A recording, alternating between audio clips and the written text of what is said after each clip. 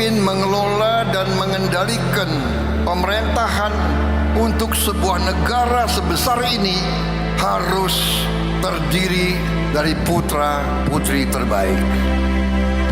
Bangsa Indonesia ini akan menjadi bangsa terkaya di dunia. Syaratnya adalah apabila bangsa Indonesia bisa bersatu. Saya ingin selalu mengajak, apapun perbedaan kita, kita harus bekerja sama, kita harus kompak, kita harus bahu-membahu. Yang kuat tarik yang lemah, yang lemah berhimpun kerjasama. Saya ingin cari persatuan daripada perpecahan.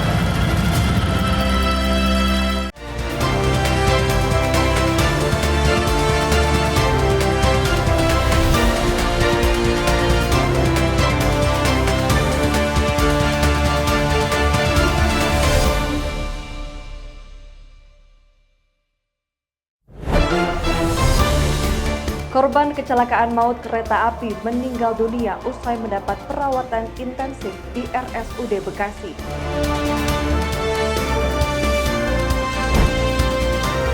Marak percaloan Bupati Bandung Barat sidak pelayanan Adminduk.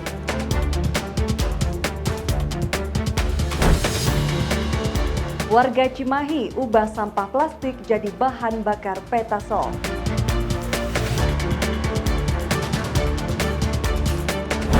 Halo, selamat sore pemirsa. Selain ketiga informasi utama tadi, kami masih memiliki informasi menarik lainnya. Saya Nazla Afifa, Anda menyaksikan laporan 8 Jawa Barat selengkapnya.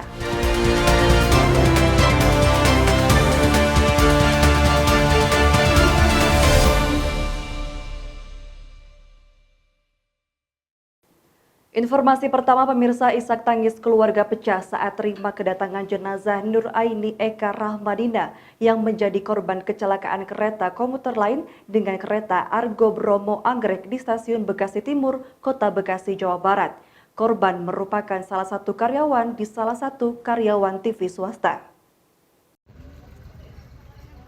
Tangis histeris keluarga pecah saat jenazah Nurainia Eka Rahmadina, salah satu korban kecelakaan kereta api komuter lain dengan kereta Anggrek lalu di stasiun Bekasi Timur, Kota Bekasi, Jawa Barat, tiba di rumah duka di perumahan Gria Asri 2, Blok H, RT 08 RW 24, Desa Sumberjaya, Kecamatan Tambun Selatan, Kabupaten Bekasi.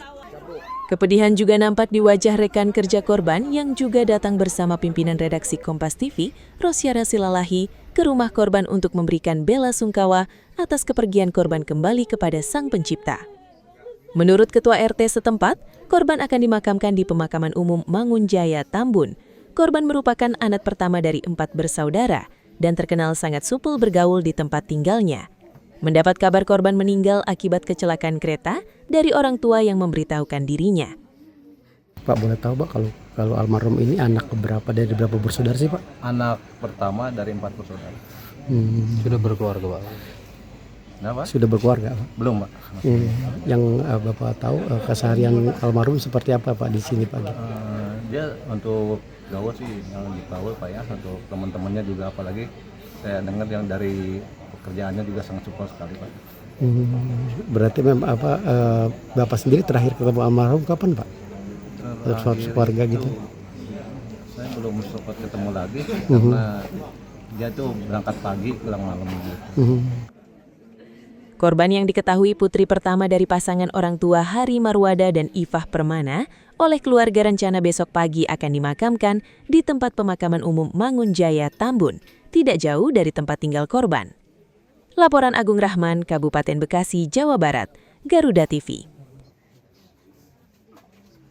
Pemirsa, Mia Citra Rumaisa salah satu korban dalam insiden kecelakaan kereta Argo Bromo Anggrek yang terjadi pada tanggal 27 April 2026 dinyatakan meninggal dunia. Usai korban mendapatkan perawatan selama 2 hari di Rumah Sakit Umum Daerah Kota Bekasi, Jawa Barat. Beginilah suasana di rumah duka Mia Citra Rumaisa di perumahan Mangunjaya, Desa Mangunjaya, Kecamatan Tambun Selatan, Kabupaten Bekasi, Jawa Barat. Mia merupakan penumpang kereta komuter lain pada insiden kecelakaan kereta api Argo Bromo Anggrek terjadi. Ayah korban menyebut sebelumnya putri kesayangannya sempat mendapatkan perawatan intensif di Rumah Sakit Umum Daerah Kota Bekasi selama 2 hari pasca insiden kecelakaan kereta api Argo Bromo Anggrek terjadi.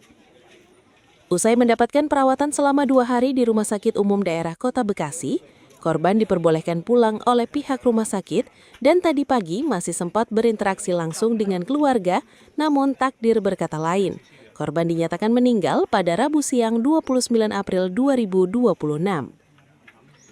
Sosok Mia dikenal pekerja keras dan ceria, hingga diketahui terakhir Mia bekerja untuk membantu biayai sekolah adiknya. Kini pihak keluarga sudah mengikhlaskan kepergian putri tercintanya untuk selama-lamanya.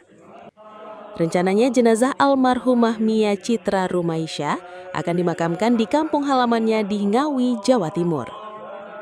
Mungkin waktu saat dibawa ke rumah sakit kondisinya seperti apa Pak memang? Sehat, normal. Berapa kan cuma kejepit ya, tapi alhamdulillah diangkat itu Kejepit bagian tangan, kaki kanan. Ya tapi itu enggak ini sih, ya sehat-sehat aja. Karena bisa diajak ngobrol juga. Masih, ya juga. Pokoknya dari kejadian sampai tadi pagi itu ngobrol seperti kita nggak. Keadaan mulai turun itu di jam berapa Pak? Sekitar jam setengah 9 tadi jam 8. Mungkin meninggalnya karena apa kata dokter Pak? Saya nggak tahu ya, karena udah kalau saya sih takdir Allah lah, itu takdir Allah. Saya kembalikan ke Allah semuanya, kita manusia sehat, kita kembalikan ke Allah. Usai disalatkan, jenazah korban langsung dibawa menuju kampung halamannya di wilayah Ngawi, Jawa Timur. Laporan Agung Rahman, Kabupaten Bekasi, Jawa Barat, Garuda TV. Wakil Menteri Pertanian Republik Indonesia Sudaryono melakukan inspeksi mendadak ke gudang Perum Bulog Pamalayan, Kabupaten Ciamis, Jawa Barat, Selasa siang. Dalam sidak tersebut, Wamentan meninjau langsung kondisi gudang, kualitas beras, serta ketersediaan stok yang ada di gudang. Wakil Menteri Pertanian Republik Indonesia Sudaryono melakukan inspeksi mendadak sidak ke gudang Bulog Pamalayan, Kabupaten Ciamis, Jawa Barat.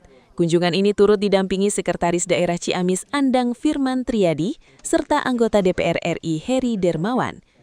Hasil sidak menunjukkan bahwa stok beras di gudang Bulog Pamalayan dalam kondisi aman dan mencukupi untuk memenuhi kebutuhan masyarakat. Wamentan mengatakan, sidak ini bukan yang pertama.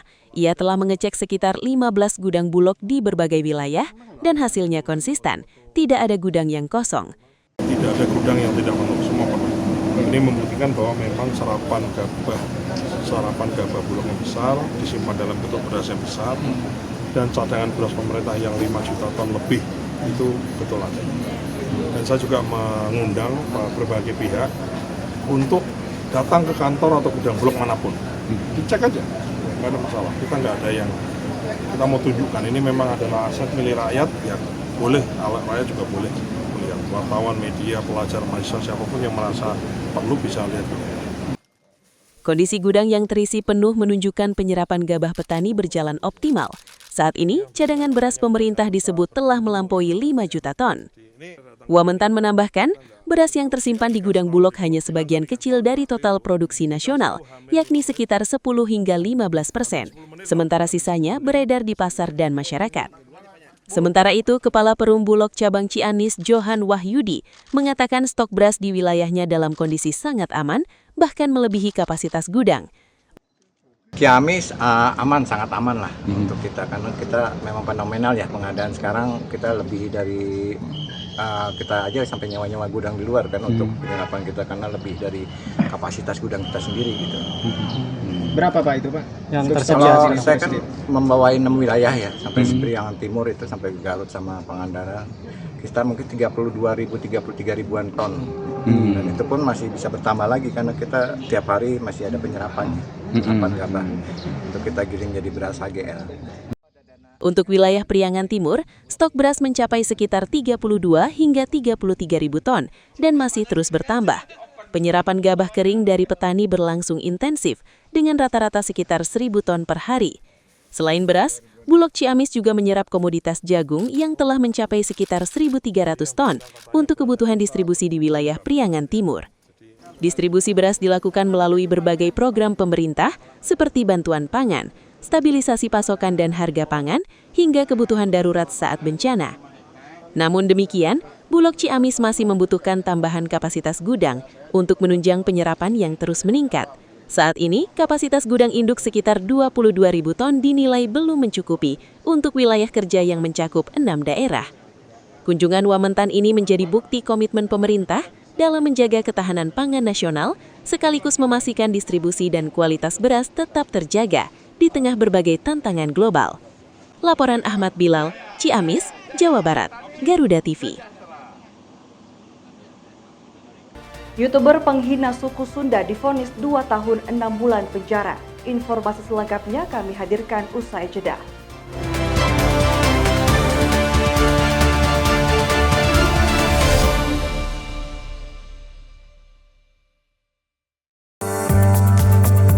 Dalam setiap langkah besar bangsa, selalu ada sosok yang menentukan arahnya.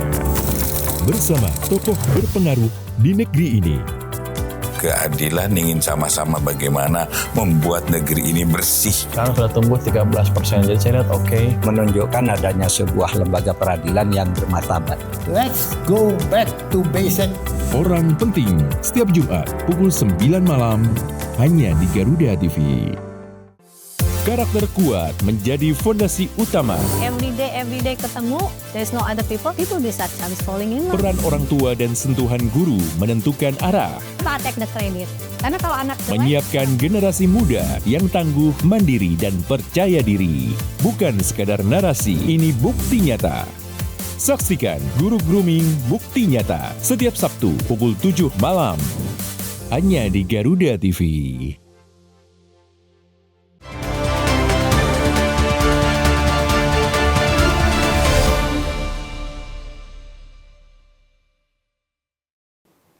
Pemirsa, viralnya keluhan warga terkait sulitnya mengakses layanan administrasi kependudukan di Mall Pelayanan Publik Kabupaten Bandung Barat memicu reaksi cepat Bupati. Bupati Bandung Barat JJ Ritchie Ismail langsung melakukan inspeksi mendadak atau sidak dan menegaskan akan menindak praktik percaloan. Abdi angka tabu 8:30 bade ngadamel akte ka Kabupaten Bandung Barat. Video viral di media sosial memperlihatkan seorang warga, Siti Bariah, asal Desa Cibitung, Kecamatan Rongga, yang mengeluh kesulitan mengurus akta kelahiran anaknya di Mall Pelayanan Publik Kabupaten Bandung Barat. Dalam video tersebut, Siti mengaku sudah datang sejak pagi dan sempat mendapat nomor antrean, namun hingga siang hari tak kunjung dipanggil. Cerita selanjutnya, tanpa terekam video, ia kemudian didatangi seseorang yang menawarkan bantuan pengurusan dokumen. Tak berselang lama, dokumen yang dibutuhkan selesai. Meski tidak dipatok tarif, Siti mengaku memberikan uang sebesar Rp100.000 kepada oknum tersebut. Menanggapi hal ini, Bupati Bandung Barat JJ Ritchie Ismail langsung melakukan sidak ke Mall Pelayanan Publik Rabu siang. Dalam sidak tersebut, JJ turut menghadirkan Siti Bariah untuk mendengarkan langsung kronologi kejadian. Setelah melakukan penelusuran awal, JJ mengakui adanya dugaan praktik percaloan di lingkungan pelayanan publik. Ia menegaskan tidak akan mentolerir keterlibatan oknum baik dari internal maupun pihak luar. JJ menyatakan pemerintah daerah akan melakukan investigasi menyeluruh untuk mengetahui titik permasalahan serta melakukan evaluasi sistem. Kemarin viral karena dipersulit untuk mengurus akte kelahiran. Tadi saya sudah sempat ngobrol-ngobrol, nanya bagaimana kronologisnya. Ini juga selain adanya miskomunikasi, tentunya ini kita melakukan evaluasi karena masih ada praktik calo di MPP ini.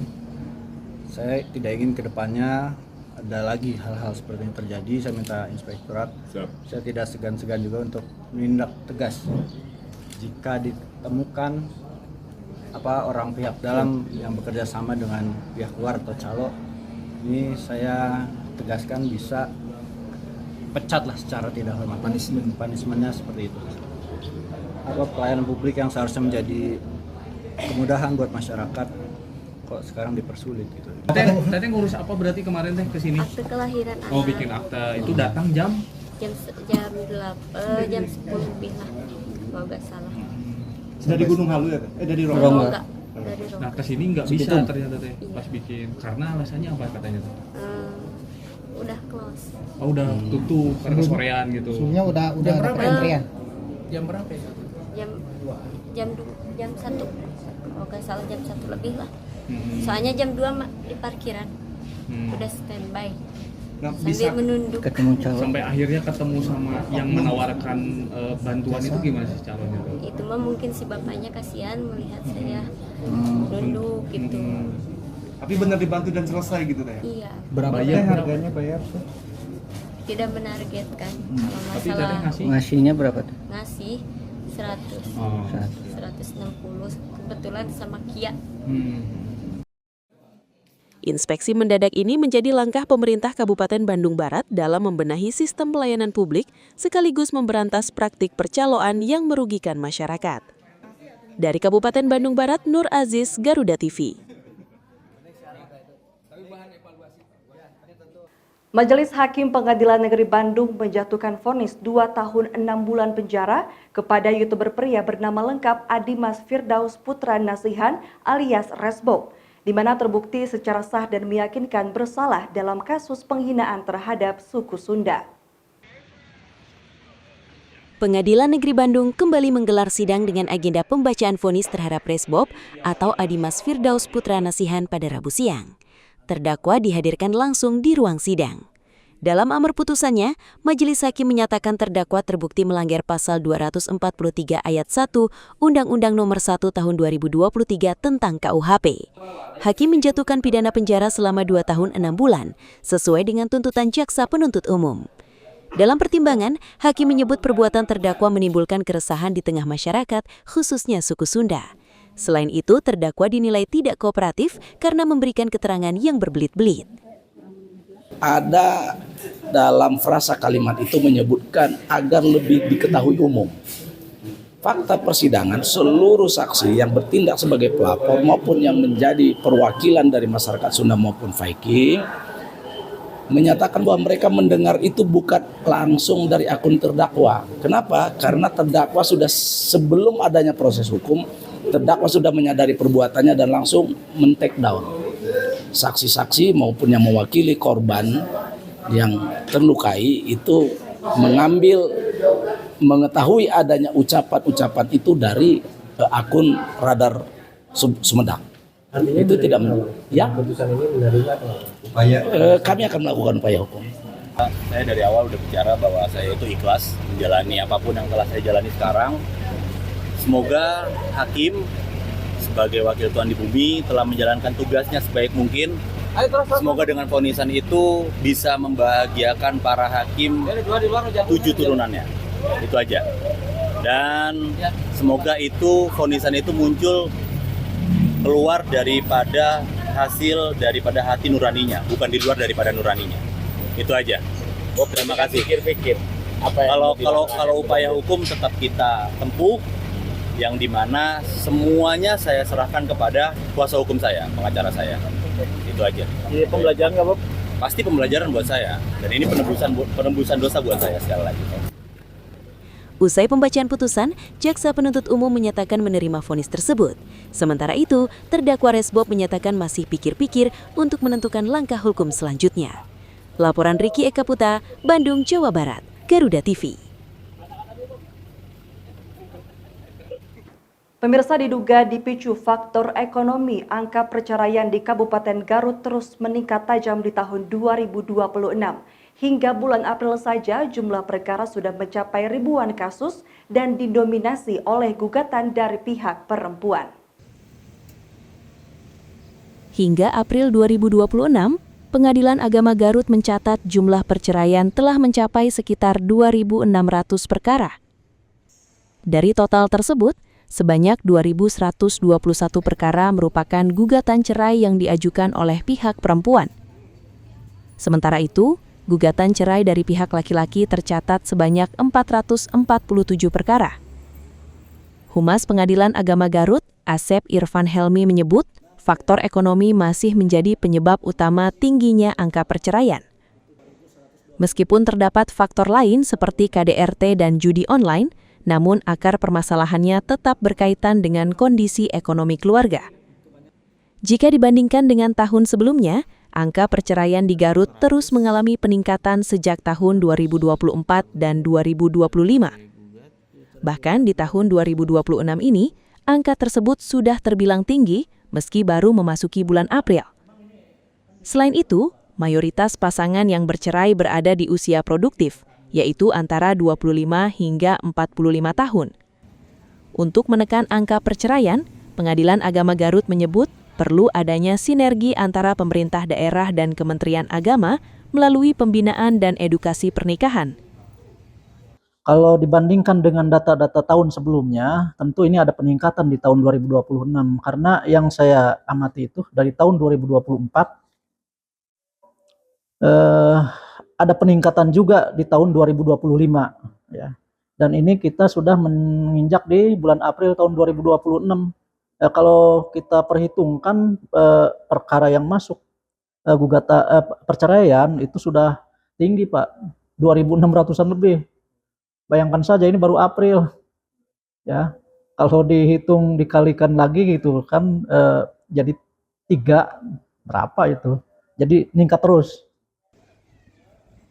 Jika tidak ada upaya penanganan yang serius, angka perceraian di Garut diprediksi akan terus meningkat hingga akhir tahun ini. Dari Garut, Jawa Barat, Janur M. Bagus, Garuda TV melaporkan. Jangan kemana-mana pemirsa, masih ada berita program MBG Dongkrak Peternak. BUMDes Ciamis suplai telur kedua dapur SPPG. Usai jeda.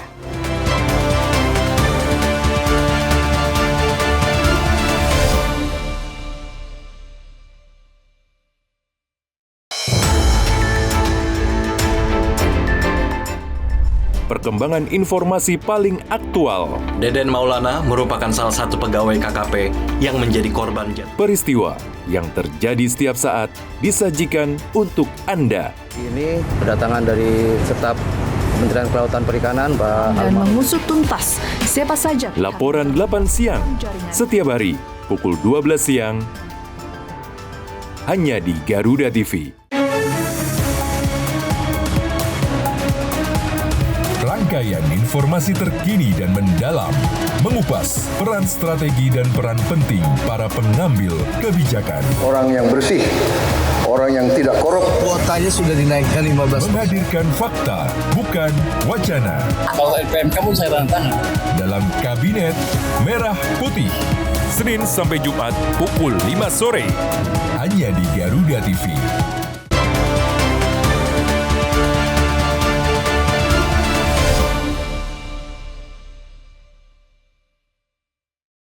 Pemirsa, program Makan Bergizi Gratis atau MBG yang digalakan pemerintah membawa dampak positif bagi peternak ayam petelur di Kabupaten Ciamis, Jawa Barat. Program ini turut mendorong geliat ekonomi desa melalui usaha peternakan ayam petelur yang dikelola oleh Badan Usaha Milik Desa.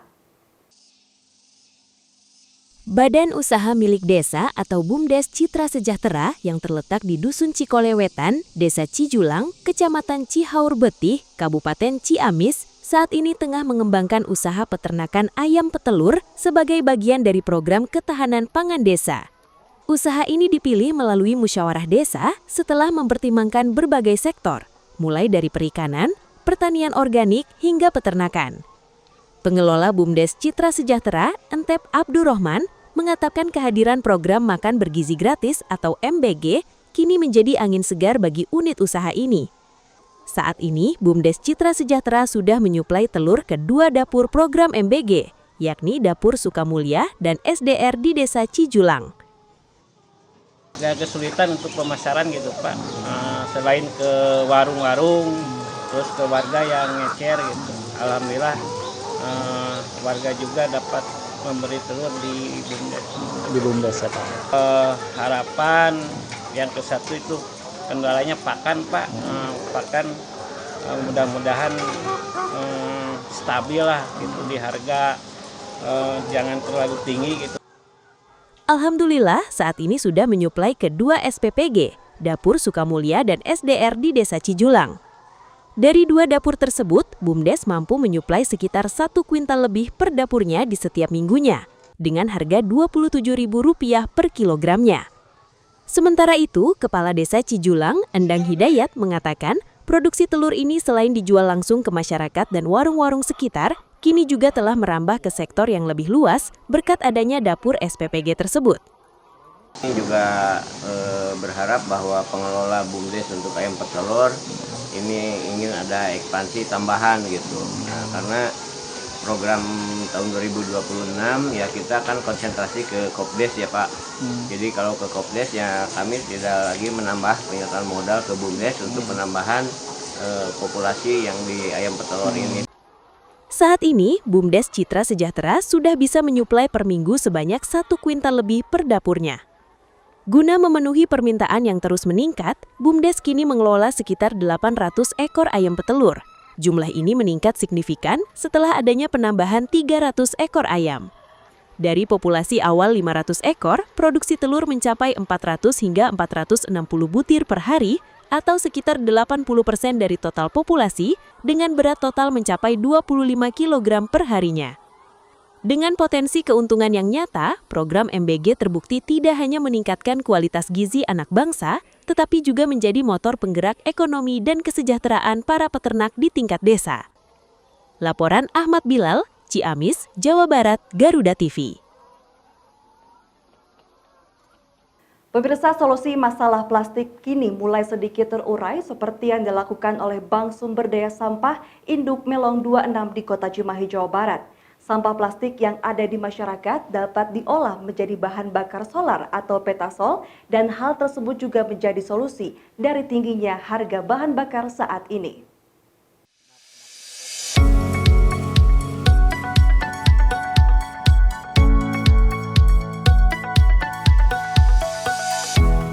Satu solusi dua permasalahan dapat teratasi, di mana permasalahan sampah plastik yang kini semakin menumpuk dapat terselesaikan dengan mengolahnya menjadi bahan bakar minyak jenis solar yang diberi nama petasol. Seperti yang telah dilakukan oleh Bank Sumber Daya Sampah Melong 26 yang bertempat di Kelurahan Melong, Kecamatan Cimahi Selatan, Kota Cimahi, Jawa Barat.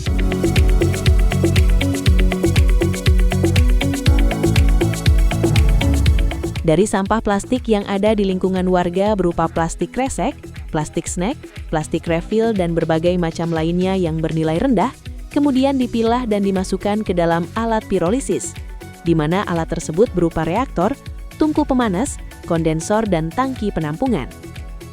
Penggunaan alat pirolisis ini diinisiatori oleh warga bernama Leonardi Sutandi, di mana sebelumnya ia juga bersama rekan-rekannya di Banjarnegara telah mengembangkan alat tersebut sejak 2014 lalu. Dari sebanyak 75 kg sampah plastik dapat menghasilkan 60 hingga 70 liter solar. Dan solar yang dihasilkan telah dikonsumsi oleh sejumlah konsumen dari mulai petani hingga alat berat kontraktor. Sebetulnya awal mulanya kami itu bergerak di bank sampah.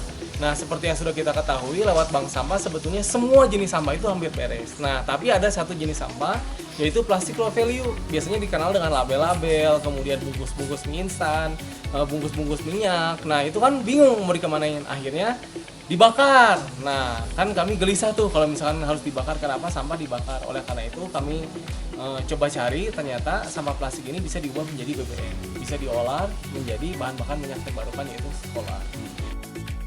BBM yang dihasilkan ini kini banyak diminati oleh konsumennya dan telah melalui sejumlah uji coba.